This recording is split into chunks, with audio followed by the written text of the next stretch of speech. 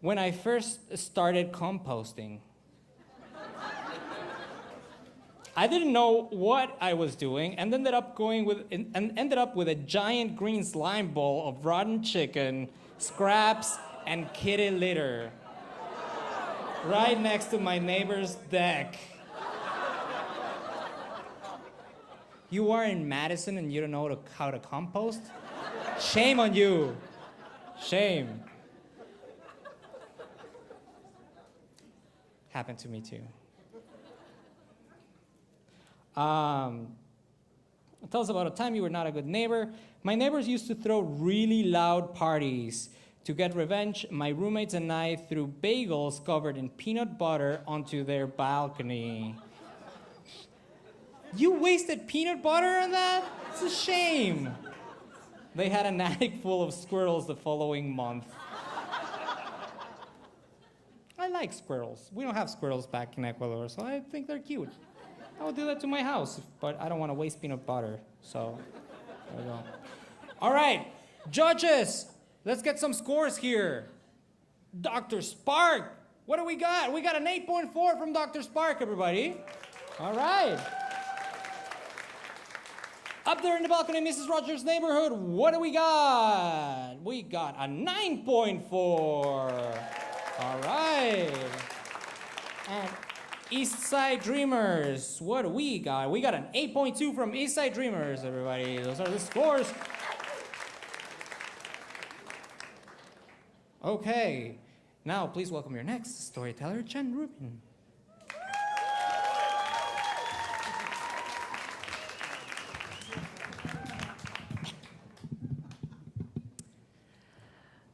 Maybe it was the urine-stained staircase where I had to climb over people to get to my office on the 4th floor. Or maybe it was that office was down a dark hallway. Or perhaps it was that while I was in that office, I was accused of embezzling petty cash. I can't really decide what was the worst part of the first job I had after college. But the best part was easy. It was all the elderly women who were trying to find me a boyfriend. After I graduated from college, I moved back to New York City. I got a job at Victim Services Agency, which paid almost nothing, so I moved in with my parents on West 92nd Street, because they only charged me $100 a month in rent. My office was on 72nd Street, so I had a pretty easy 20-block walk to and from work. In the late 1980s on the Upper West Side, the impact of gentrification and displacement was on full display.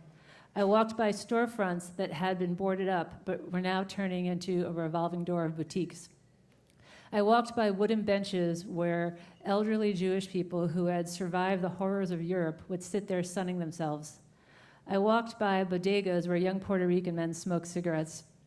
And on the street with me were very smartly dressed women in their power suits and running sneakers who walked briskly to their fancy jobs in Midtown. But if any of these people were a victim of crime, they would come and see me in my office. Victim Services was a pretty simple situation. If you were a victim of crime, you came to us. If something simple happened, like your purse was stolen or you were mugged, you would see the junior counselor, which was me, the woefully inexperienced person. If something more complicated happened, you would see the senior counselor. And if you walked in and were looking for petty cash, the administrative assistant would help you out. For the first 2 weeks, it was great. I got a paycheck, and I learned a couple things. But then the director moved. And then the senior counselor took a new job. And the administrative assistant, recognizing an opportunity when she saw one, taught me incorrectly how to enter the petty cash, skimmed about half of it, and started to take longer and longer lunch breaks, leaving me alone in the office. There's 2 problems with this. One, I didn't know how to help people in crisis. 2, the people coming in for petty cash were often desperate and often angry and didn't really know and didn't really believe me that there was bizarrely no petty cash after the first week of the month. It never occurred to me to tell anyone about this situation. I just figured, okay, that's the way it is now, because I'm really more of a problem identifier than a problem solver. So I just showed up at work every day, and I hoped for the elderly women to show up, because A lot of people were mugged at that time, and if you were an older woman, you were an easy target. And so they would often come in, I'd help them with their paperwork, and we had a really good symbiotic thing going because they were lonely and wanted to talk, and I was scared to be alone, and I wanted them to talk. So pretty much what they all collectively had in common was their concern for the fact that I did not have a boyfriend. Now, I shared this concern. I don't know why I never had one. And I was interested in any and all suggestions, and it really fell into two camps. Either, A, I was single because I was too skinny to attract a man, or B, I was single because I didn't make enough of an effort with my face. So the people who thought I was too skinny, they would show up with baked goods, maybe homemade, maybe store-bought, maybe wrapped up from their lunch that day, and they'd present it to me. The people who wanted me to work on my face also brought gifts, maybe perfume bottles halfway used, nubs of old lipstick. These women were problem identifiers and they were problem solvers. And I was ready to be solved. So my favorite woman, she wore these like white leather go-go boots, and she showed up on Hanukkah with a gift box. And in the gift box were a lot of nubs of lipstick and some motivational notes. This woman had numbers tattooed to her arm, so I knew that she had survived a lot in Europe.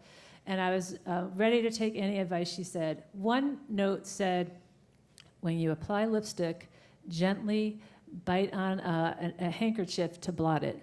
Another note said, it wouldn't kill you to flirt a little. And the third note said, that your first husband you marry because you think you have to, but your second husband you marry because you want to. Save the Double Dare red lipstick for him. So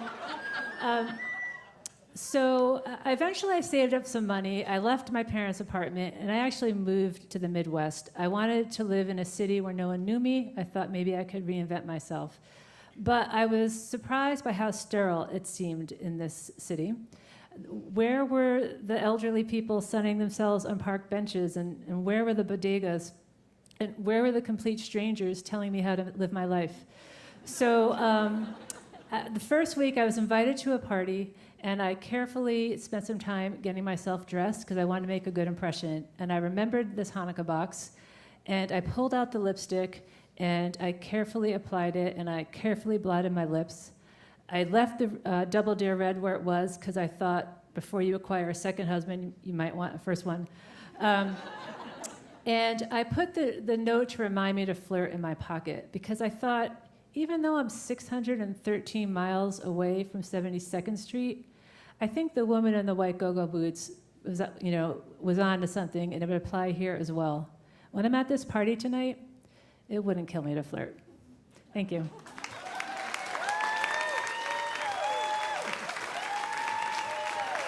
JenRubin, everybody.